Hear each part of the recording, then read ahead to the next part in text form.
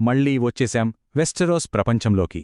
కానీ ఒక్క నిమిషం, ఇది మనం చూసినా మనకు తెలిసిన వెస్టరోస్ అయితే కాదండోయ్. గేమ్ ఆఫ్ థ్రోన్స్లో ఉన్న ఆ కుట్రలు, ఆ చీకటి రాజకీయాలకు భిన్నంగా ఈ knight of the seven kingdoms మనల్ని ఆశ, సాహసం నిండిన ఒక సరికొత్త ప్రయాణంలోకి తీసుకెళ్తోంది. మరింకెందుకు ఆలస్యం, ఈ కొత్త కథలోకి ఓ లుక్కేద్దామా? సరే, ముందుగా ఈ కథ ఏ టైంలో జరుగుతుందో చూద్దాం. మనం చూసిన గేమ్ ఆఫ్ థ్రోన్స్కి సరిగ్గా 100 ఏళ్ల ముందన్నమాట. అంటే టార్గెరియన్లు ఇంకా పవర్లోనే ఉన్నారు. ఐరన్ థ్రోన్ వాళ్లదే. కానీ ఓ పెద్ద తేడా ఉంది. ఏంటది?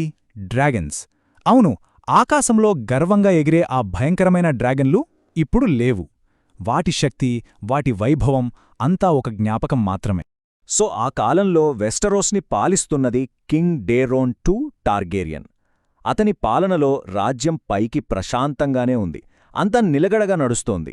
కాని అసలు సమస్య బయట శత్రువులతో కాదు, సొంత కుటుంబంలోనే ఉంది. అవును, ఆ అధికారానికి అసలు ముప్పు వాళ్ల రాజవంశం నుంచే పొంచి ఉంది. మరి ఆ చిక్కుముడిని అర్థం చేసుకోవాలంటే ముందుగా అతని ఫ్యామిలీని ఓసారి చూడాలి. చూడటానికి ఈ టార్గేరియన్ ఫ్యామిలీ ట్రీ చాలా పెద్దదిగా, కన్ఫ్యూజింగ్గా అనిపించొచ్చు. కానీ మనం ఫోకస్ చేయాల్సింది సింహాసనానికి చాలా దూరంగా ఉన్న ఒకరిపై. చూడండి, రాజుగారి 4వ కొడుకు మేకర్.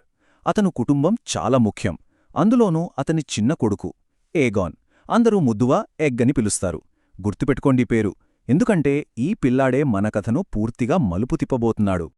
అయితే ఈ కథ కేవలం రాజులు, రాకుమారుల గురించి మాత్రమే కాదు, వాళ్ల రాజవంశపు నీడలో ఒక సాధారణ యువకుడి ప్రయాణం మొదలవుతోంది. అతనే మన హీరో. మన హీరో డంక్ని మనం కథలో మొదటిసారి కలిసేసరికి పాపం తన జీవితంలో చాలా ఒంటరి క్షణంలో ఉన్నాడు.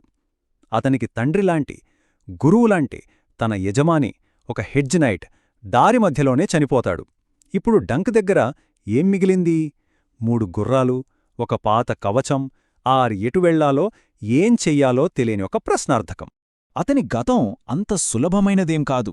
ఈ ఫ్లాష్బ్యాక్లో మనం చూసే చిన్న సంఘటన, అది అతని మనస్సులో ఎంతలా నాటుకుపోయిందంటే అది అతని క్యారెక్టర్ని డిఫైన్ చేస్తుంది. నేను తప్పు చేయలేదు, అయినా నన్ను కొట్టారు. తప్పు చెయ్యకపోయినా శిక్ష అనుభవించడమనే ఆ బాధ అతనికి బాగా తెలుసు. బహుశా ఆ అనుభవమే అతని వ్యక్తిత్వాన్ని తీర్చిదిద్దిందేమో. ఈ ఒక్క జ్ఞాపకం మనలో ఒక పెద్ద ప్రశ్నను లేవనెత్తుతుంది. అసలు ఎవరి డంక్? నిజంగానే అతను ఫ్లీబాటం వీధుల్లో పెరిగిన ఒక మామూలు అనాథ? లేకపోతే అతని గతం వెనుక మనకు తెలియని ఏదైనా పెద్ద రహస్యం దాగుందా? ఇక్కడే గేమ్ ఆఫ్ థ్రోన్స్కి ఈ కొత్త కథకి మధ్య ఉన్న తేడా మనకు కొట్టొచ్చినట్టు కనిపిస్తుంది. అంత బాధలో, అంత నిరాశలో ఉన్నా డంక్ ఒక చిన్న పక్షిని చూసి నవ్వుతాడు. జస్ట్ ఆ ఒక్క క్షణం.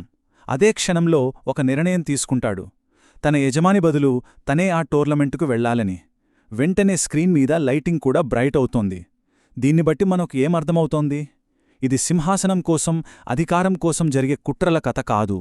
ఇది ఆశ, పట్టుదల, ఒక వ్యక్తి గౌరవం కోసం చేసే ప్రయాణమని. ప్రతి హీరో ప్రయాణంలో ఒక కీలకమైన మలుపు ఉంటుంది గదా. డంక్ జీవితంలో ఆ మలుపు ఒక మామూలు సత్రంలో వస్తుంది. అక్కడే అతని భవిష్యత్తును మార్చేసే ఒక వ్యక్తిని కలుస్తాడు. ఆ సత్రంలో గుండుతో చాలా సైలెంట్గా ఉన్న ఒక పిల్లాడ్ని చూస్తాడు డంక్. ఎవరో గుర్రపుశాలలో పనిచేసే అబ్బాయి అనుకుని పొరబడతాడు. పాపం డంకుకి తెలీదు, ఆ చిన్న పొరపాటే వాళ్ళిద్దరినీ కలపబోతోందని, వాళ్ల భవిష్యత్తును ముడిపెట్టబోతోందని. ఇక్కడ మనం 2 నాణేలను చూస్తాం. ఇవి కేవలం నాణేలు కాదండోయ్, 2 వేర్వేరు ప్రపంచాలకు సింబల్స్. ఒకవైపు ఒక పెద్ద మనిషి వదిలివెళ్లిన టార్గేరియన్ నాణెం, దానిమీద డ్రాగన్ గుర్తు, అది అధికారానికి, సంపదకు చిహ్నం. మరోవైపు డంక్ పిల్లడికిచ్చే మామూలు నాణెం, అది కరుణకు, మంచితనానికి ప్రతీక. డంక్ దగ్గర పెద్దగా ఏమీ లేకపోయినా ఉన్నదాంట్లో సహాయం చేసే మంచి గుణం అతనిది అని ఈ ఒక్క సీన్ మనకు స్పష్టంగా చూపిస్తుంది. సరే, ఎట్టకేలకు డంక్ తన డెస్టినేషన్ రీచ్ అయ్యాడు. అదే యాష్ఫర్డ్ టోర్నీ. వెస్టరోస్లోని పెద్ద పెద్ద యోధులంతా అక్కడికే వచ్చారు. కాని అక్కడికి చేరుకోవడం ఒక ఎత్తైతే, అక్కడ నిలబడటం, తనను తాను నిరూపించుకోవడం అంతకు మించిన పెద్ద సవాలు. ఒక్కసారి చుట్టూ చూస్తే బరాథియన్ల జింక సింబల్, లానిస్టర్ల సింహం, టైరెళ్ల గులాబీ, ఎటు చూసినా పెద్ద పెద్ద కుటుంబాల జెండాలే రెపరెపలాడుతున్నాయి. ఇంతమంది పెద్ద పెద్ద వాళ్ల మధ్య తానొక చిన్న చేపపిల్లలాంటి వాడినని డంక్కి అర్థమైపోతుంది. ఇక్కడే అసలు సమస్య మొదలవుతుంది.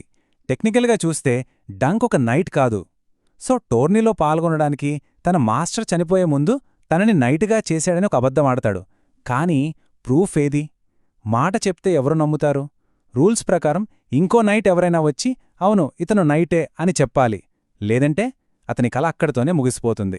మళ్ళీ ఒంటరివాడయ్యాడు డంక్. అంతమంది గొప్ప యోధుల్లో తనను నమ్మే ఒక్కరికోసం, తనకంటూ ఒక చోటు కోసం వెతకడం మొదలుపెడతాడు. అలా నిరాశతో తిరుగుతుండగా ఒక తోలుబొమ్మలాట అతని కంటపడుతుంది. అది సర్వెన్ ఆఫ్ ద మిర్రర్ షీల్డ్ కథ. ఒక సామాన్యమైన కుర్రాడు తన తెలివితో ఒక డ్రాగన్ని ఎలా చంపాడనేది ఆ కథ. ఆ కథలో డంక్ తన్ని తాను చూసుకుంటాడు. తనలాంటి మామూలు వాళ్లు కూడా హీరోలు అవ్వగలరు అనే ఒక చిన్న ఆశ, ఒక నమ్మకం ఆ కథతో అతని కలుగుతుంది. పుట్టుక ముఖ్యం కాదు, మనం చేసే పనులే మనల్ని హీరోలుగా నిలబెడతాయి.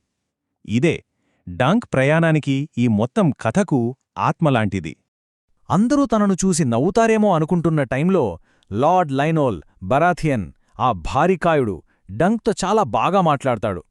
డంక్ అమాయకత్వం, అతని నిజాయితీ లార్డ్ బరాథియన్ని ఇంప్రెస్ చేస్తాయి. ఆ క్షణంలో డంక్ అర్థమవుతుంది, అధికారమున్నవాళ్లంతా అహంకారంతో ఉండరని, వాళ్లలో కూడా మంచివాళ్లు ఉంటారని. డంక్ వెతికింది టోర్నీలో ఒక స్థానం కోసం, కాని అతనికి దొరికింది అంతకంటే విలువైనది. ఒక తోడు, ఒక స్నేహితుడు. ఇక తన క్యాంప్కి తిరిగి రాగానే డంకుకు ఒక సర్ప్రైజ్ ఎదురుచూస్తూ ఉంటుంది. సత్రంలో కలిసిన ఆ పిల్లాడు ఎగ్ అక్కడే ఉన్నాడు. రావడమే కాదు, డంక్ కోసం చేపలు పట్టి వండికూడా పెట్టాడు. ఆ క్షణంలో డంకీకి అర్థమైంది, తనకి కావలసింది తన తరపున మాట్లాడే ఒక నైట్ మాత్రమే కాదు, తనతో పాటుండే ఒక తోడు అని. అంతే, ఎగ్ని తన స్క్వైర్గా చేర్చుకుంటాడు. అలా ఒక నైట్ కాని నైట్, ఒక స్క్వేర్ కాని స్క్వేర్, ఒక విచిత్రమైన జంట ప్రయాణం మొదలవుతుంది. అనుభవం లేని ఒకడు, గతం దాస్తున్న ఇంకొకడు. ఈ ఇద్దరూ కలిసి 7 కింగ్డమ్స్లో ఎలా ప్రయాణిస్తారు? అన్నిటికంటే ముఖ్యంగా ఎగ్గుగుండు వెనుక దాగి ఉన్న అసలు నిజం, ఆ పెద్ద రహస్యం బయటపడినప్పుడు ఏం జరగబోతుంది? చూడాలి.